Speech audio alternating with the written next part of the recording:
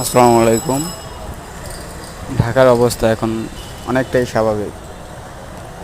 যারা যারা ঢাকা আসতে চাচ্ছেন তারা অবশ্যই আসতে পারেন।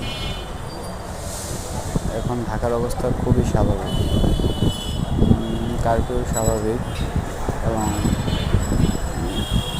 গাড়ি চলাচল করে। আপনারা ইচ্ছে করলে আসতে পারেন, এখন আতঙ্ক হওয়ার কিছুই নেই।